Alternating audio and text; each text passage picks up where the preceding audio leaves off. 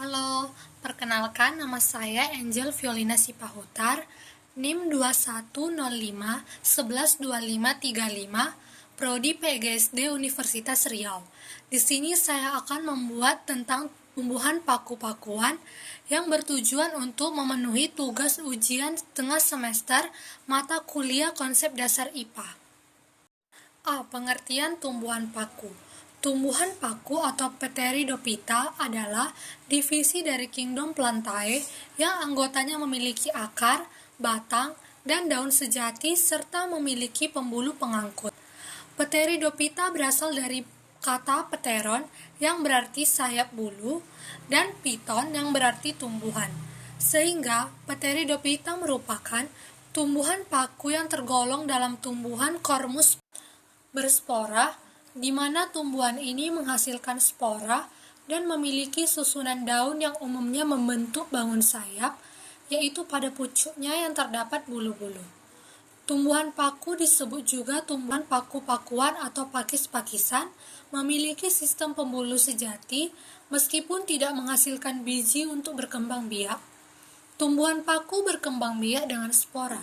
Spora adalah sel reproduksi yang dapat berkembang menjadi individu baru tanpa bergabung dengan sel reproduksi lain. Batang tumbuhan paku terletak di dalam tanah yang disebut rizom. Pada rizom, muncul akar serabut yang berupa rambut halus dan tangkai daun. Berdasarkan ukuran, daun tumbuhan paku terbagi menjadi dua macam, yaitu mikrofil, yang artinya daun kecil dan hanya memiliki satu urat, dan makrofil yang merupakan daun besar. Sementara itu, berdasarkan fungsi, daun tumbuhan paku terbagi menjadi dua macam, yaitu sporofil yang menghasilkan spora dan tropofil yang tidak menghasilkan spora tetapi berfungsi untuk fotosintesis.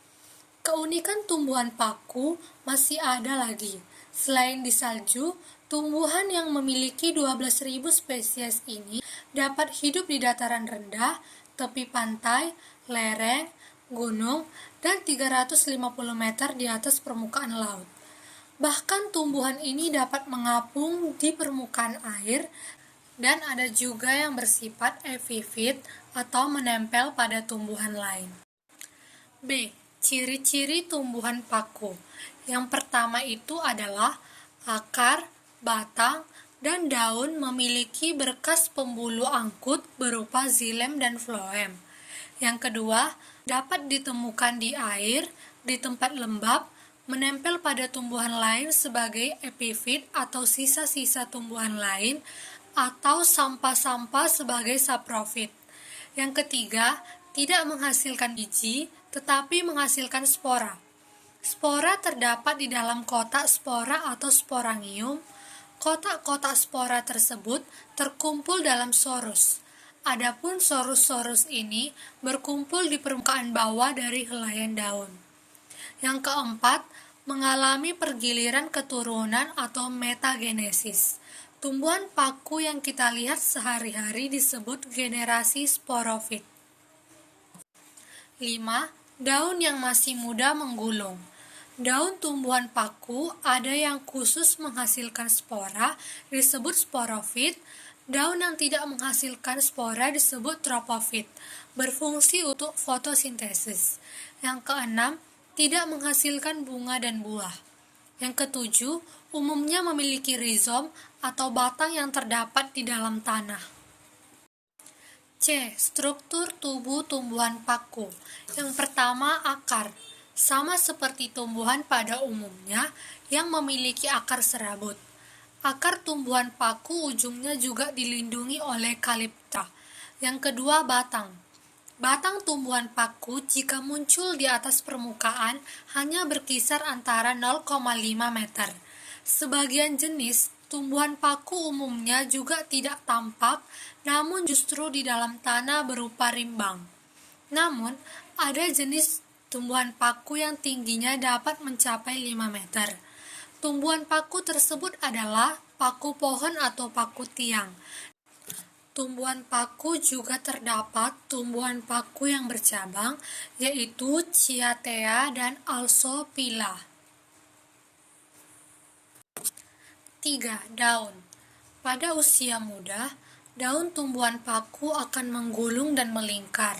Berdasarkan ukuran dan susunannya, daun tumbuhan paku dapat dibedakan menjadi epidermis, daging daun, dan tulang daun. Daun tumbuhan paku dibagi menjadi dua, yaitu makrofil dan mikrofil.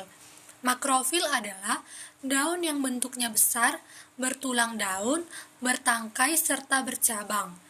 Pina merupakan keseluruhan daun dalam satu tangkai daun dalam tumbuhan paku. Daun ini sudah memperlihatkan diferensiasi sel. Mikrofil adalah daun yang berbentuk kecil seperti rambut, tidak bersisik, tidak bertulang daun, dan tidak bertangkai. Daun ini belum dapat memperlihatkan diferensiasi sel. Di sisi lain, jika dilihat dari fungsinya, tumbuhan paku dapat dibedakan menjadi dua, yaitu sporofil dan tropofil. Tropofil merupakan daun yang berfungsi khusus untuk fotosintesis. Daun ini tidak memiliki sorus, namun banyak mengandung klorofil. Sedangkan daun sporofil merupakan daun yang menghasilkan spora. Daun ini juga dapat disebut sebagai troposprofil karena juga dapat melakukan proses fotosintesis. D. Manfaat tumbuhan paku. Yang pertama, sebagai material bangunan. Selain kayu mahoni, kayu ulin, dan kayu jati, ternyata tumbuhan paku juga bisa digunakan untuk bahan bangunan. Jenis tanaman yang dipakai adalah pakis haji yang terkenal kuat dan memiliki struktur yang kokoh. Pakis haji dapat tumbuh hingga sepanjang 15 meter dan berbentuk bulat tanpa cabang, kasar, serta berserabut. Yang kedua, sebagai obat-obatan. Adapun jenis tumbuhan paku yang dapat dijadikan obat-obatan, contohnya adalah pakis haji yang dapat digunakan untuk meringankan diare dan paku kawat untuk mengobati penyakit kulit. Ada juga paku ekor kuda untuk membantu memperlancar buang air dan paku rane untuk membantu menyembuhkan luka karena terdapat kandungan antibiotik yang tinggi. Yang ketiga, sebagai tanaman hias. Tentu saja tanaman paku cantik dijadikan sebagai tanaman hias untuk tanaman gantung di dalam dan di luar ruangan. Kita bisa memilih paku suplir yang memiliki daun berukuran kecil dan tubuh pada tulang daun panjang. Tak hanya itu, paku tanduk rusa juga populer untuk dijadikan tanaman hias. Sesuai namanya, tanaman ini memiliki bentuk daun yang menjulur ke bawah menyerupai tanduk rusa. Biasanya paku tanduk rusa tumbuh menempel pada pohon lain. Jenis tumbuhan paku. Yang pertama adalah tanaman suplir.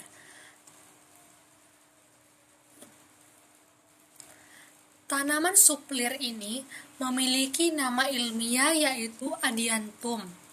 Jenis tumbuhan ini bisa ditemui di alam liar, umumnya di daerah yang mempunyai tingkat kelembapan yang tinggi seperti hutan tropis, air terjun, dan sungai. Tumbuhan suplir merupakan jenis tumbuhan paku yang mempunyai struktur daun saling bertumpukan satu sama lain. Selain itu, tanaman ini dikenal akan memperbanyak diri melalui spora. Klasifikasi tanaman suplir. Kingdom Plantae, Subkingdom Trachebionta, Divisi Pteridophyta, kelas Phelicopsida, subkelas Polypoditae, Ordo Pteridales, famili Pteridaceae atau Adiantaceae, genus Adiantum L, spesies Adiantum sp. Ciri morfologi suplir. Yang pertama, akar. Jenis suplir ini biasanya akan tumbuh dengan cara rizom atau menjalar lambat di media tanamnya. Tanaman suplir termasuk jenis akar serabut dan tumbuh dari rimpang yang tegak, dan akar utamanya akan semakin tumbuh menaik atau memanjat. Biasanya akar suplir akan mencari hara dari humus dan bisa menembus tebing maupun dinding atau tembok. Bagian ujung akar tanaman suplir dilindungi oleh kaliptra atau tudung akar. Sedangkan di bagian belakang kaliptra terdapat titik tumbuh berupa sebuah sel yang bentuknya seperti bidang segi empat dan bagian yang ke arah luar membentuk sel-sel kaliptra. Sedangkan jika menuju ke arah dalam, maka membentuk sel-sel akar. Yang kedua, batang. Batang pada tanaman suplir memiliki warna yang hitam mengkilat dan berduri tegak atau semi tegak, serta dijumpai sisi-sisi yang bertekstur lunak maupun keras. Batang lotus memiliki beberapa bagian cabang yang bentuknya seperti tongkat atau rizom. Cabang pada batang ini biasanya terdapat daun dengan jumlah yang cukup banyak dan ketinggiannya bisa mencapai sekitar 0,25 sampai 1,3 meter. Sedangkan susunan anatomi batang suplir sendiri yaitu mulai dari epidermis, korteks, dan stele. Pada ujung batang tanaman suplir ini juga terdapat jaringan meristematik yang membentuk akar dan batang. Batang juga memiliki struktur seperti penampang yang melintang batang, dan biasanya pada struktur ini akan tampak bagian-bagian seperti epidermis yang memiliki jaringan penguat, korteks yang banyak mengandung ruang antar sel, serta silinder pusat yang terdiri atas xilem dan floem, dan membentuk berkas pengangkut yang konsentris. Yang ketiga, daun. Daun tanaman suplir tidak bisa dibasahi oleh air karena permukaan daun ditutupi oleh bulu-bulu atau rambut halus yang cukup banyak. Oleh karena itu, tanaman ini disebut dengan istilah adiantum yang artinya tidak dapat dibasahi. Daun tanaman suplir berdasarkan fungsinya dibagi menjadi dua macam jenis daun, yaitu daun tropopil atau daun untuk fotosintesis saja, atau daun steril, dan daun sporopil atau daun penghasil spora atau daun fertil. Sedangkan berdasarkan ukurannya, tumbuhan paku suplir ini terbagi menjadi dua macam jenis daunnya, yaitu daun mikropil dan daun makropil. Fungsi tanaman suplir. Yang pertama, suplir bisa dimanfaatkan untuk menetralisir gangguan ginjal. Yang kedua, menyehatkan kandung kemih. Yang ketiga, menstabilkan kondisi saluran kencing. Yang keempat, melancarkan aliran air kencing. Yang kelima, memaksimalkan penyerapan glukosa. 2. Tanaman Davallia denticulata. Klasifikasi tanaman Davallia denticulata. Divisi Pteridophyta, kelas Felicinae, ordo Davaliales, famili Polypodiaceae, genus Davallia, spesies Davallia denticulata.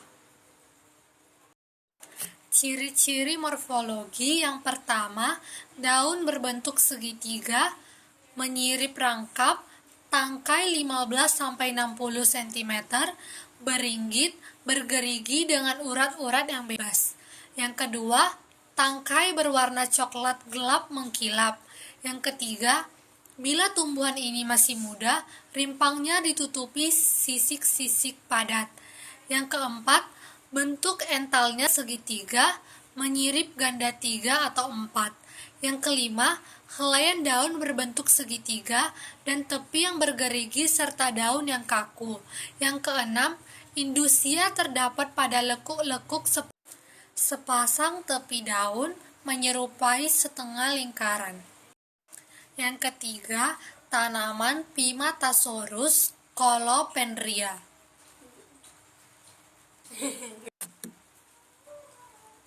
Klasifikasi. Kingdom Plantae, subkingdom Tracheobionta, divisi Pteridophyta, kelas Pteridopsida, subkelas Polypoditae, ordo Polypodiales, famili Polypodiaceae, genus Pimatosaurus, spesies Pimatosaurus scolopendria. Morfologi, Pimatosaurus scolopendria termasuk ke dalam famili Polypodiaceae. Paku ini memiliki rimpang berbentuk bulat yang ramping dan berwarna hijau. Pada rimpang ini terdapat sisik berwarna coklat tua. Stipe paku ini bulat, berwarna hijau, dan memiliki permukaan licin. Lamina daun memiliki baun bulat, tepi daun berbagi, ujung daun dan pangkal daun meruncing. Tulang daun tidak menonjol, tapi terlihat jika daun diarahkan ke cahaya. Susunan tulang daun menyirip. Permukaan atas daun licin, terlihat mengkilat dan teksturnya seperti kertas. Adaksial daun berwarna hijau tua, sedangkan abaksial berwarna hijau muda. Sori bulat dan tersusun dalam dua garis tak teratur pada masing-masing sisi midrib. Sorus sedikit tenggelam dan berwarna kuning-orange. Menurut Holtum, Pitamattosaurus scolopendria memiliki rimpang yang panjang menjalar, ramping berwarna hijau, dan memiliki sisik yang tersusun jarang berwarna coklat tua. Daun paku ini panjang dan juga lebar, serta memiliki toreh yang dalam atau berbagi. Sori dari paku berwarna kuning-orange dan tersusun dalam dua baris tak beraturan di kiri dan kanan midrib. Paku ini merupakan tumbuhan dataran rendah. Paku ini juga dapat tumbuh di bawah naungan maupun tempat terbuka. Pimatosaurus scolopendria tumbuh secara epifit, terestrial, dan litofik. Mempunyai ciri-ciri sebagai berikut. Yang pertama, bagian rimpang menjalar panjang dan bersisik. Yang kedua, ental tunggal, ujung daun meruncing, tidak membelah, tepi daun bergelombang. Yang ketiga, bagian tangkai keras dan kokoh berwarna hijau kecoklatan dan hitam. Yang keempat, sorus tersebar di bagian bawah daun, berbentuk bulat sampai lonjong tanpa indusium. Sorus menonjol ke bagian atas daun. Sekian penjelasan saya tentang tumbuhan paku-pakuan. Terima kasih.